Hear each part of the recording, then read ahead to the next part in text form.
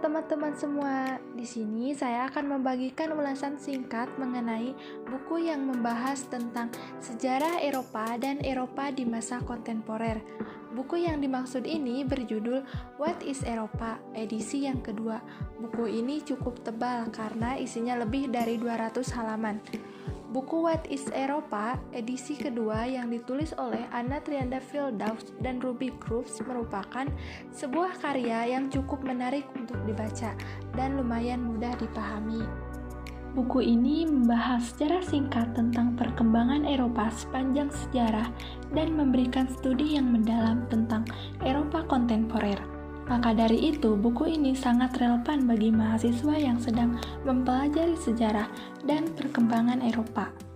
Dalam edisi terbaru yang terbit pada tahun 2023 ini, para penulis menggunakan pendekatan analitis yang kuat untuk membahas pertanyaan besar tentang apa itu Eropa.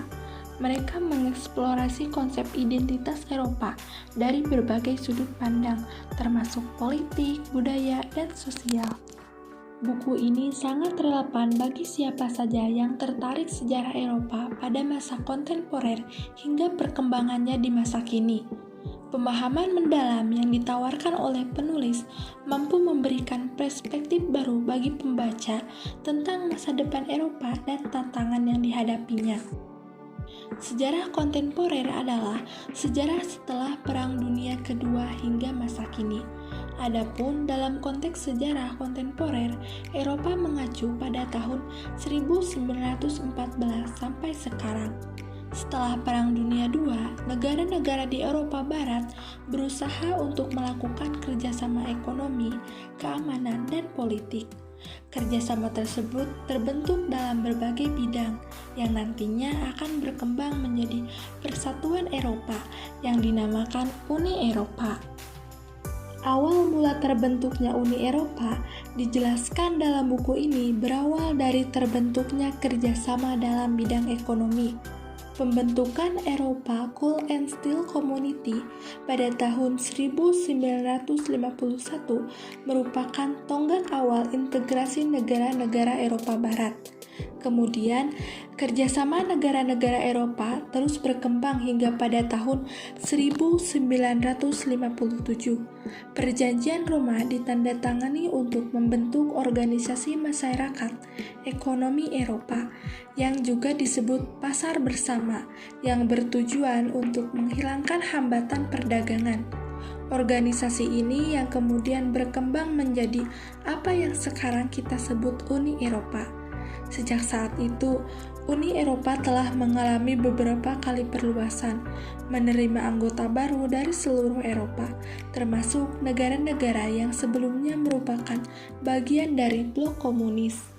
Perluasan ini dilakukan pada tahun 1973, 1980-an, 1995, dan terjadi perluasan besar-besaran pada tahun 2004 yang membuat banyak negara di belahan Eropa bergabung. Pembentukan Uni Eropa secara resmi dibentuk pada tahun 1992 setelah ditandatanganinya Treaty on European Union yang di Maastricht pada tanggal 7 Februari 1992 dan mulai berlaku pada tanggal 1 November 1993 mengubah European Economic Community menjadi Uni Eropa.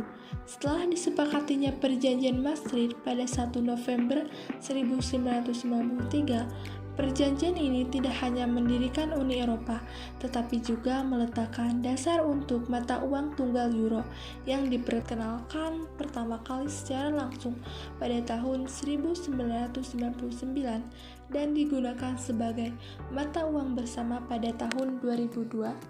Perjanjian Maastricht juga membawa kebijakan dan keamanan bersama serta kerjasama dalam urusan kehakiman dalam negeri.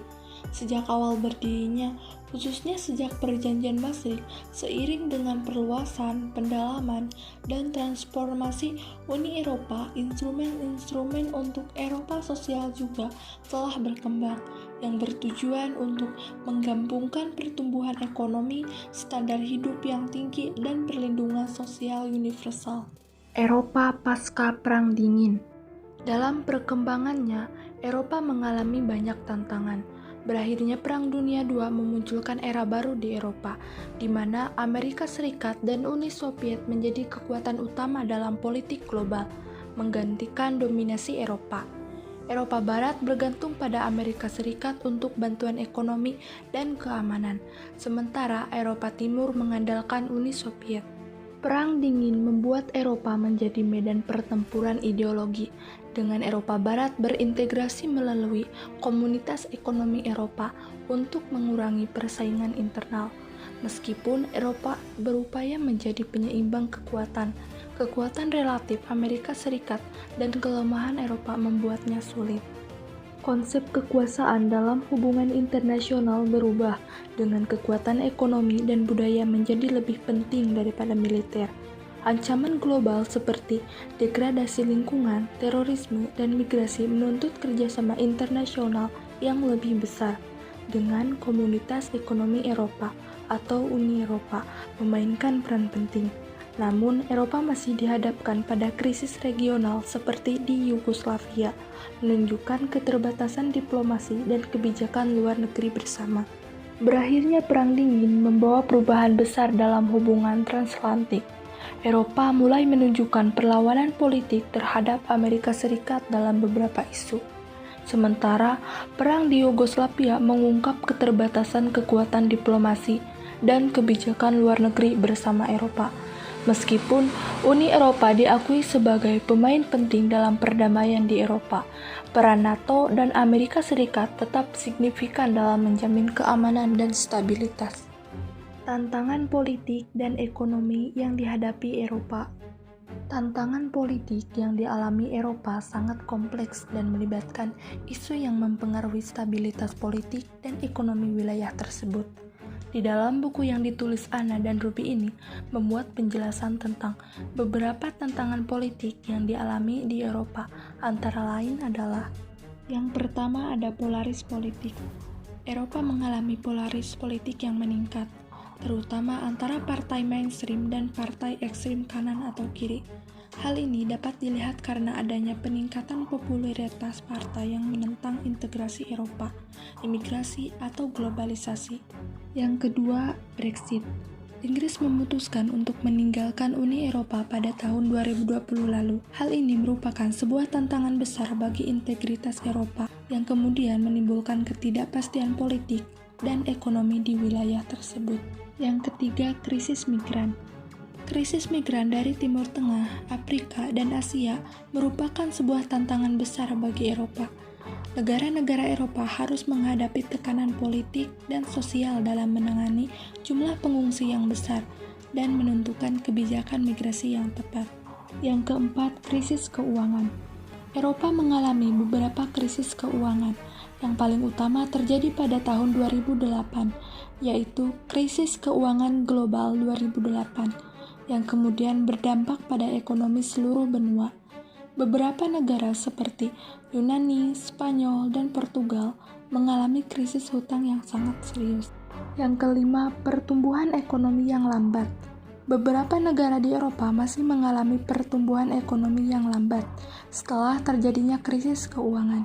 Sementara beberapa negara lainnya seperti Jerman telah menjadi pendorong utama pertumbuhan ekonomi di kawasan tersebut. Dan yang terakhir, hubungan dengan Rusia. Hubungan Eropa dengan Rusia juga merupakan tantangan politik yang cukup signifikan. Konflik Ukraina dan intervensi Rusia di negara-negara Eropa lainnya telah menciptakan ketegangan politik yang mempengaruhi stabilitas di wilayah tersebut. Secara keseluruhan, buku What is Eropa oleh Robin Grubbs dan Anna Triandafyldau adalah bacaan wajib bagi mereka yang berkeinginan untuk memahami dinamika yang membentuk Eropa kontemporer. Buku ini tidak hanya menawarkan wawasan berharga tentang isu-isu saat ini, tetapi juga menantang pembaca untuk memikirkan apa yang akan terjadi pada masa depan Eropa.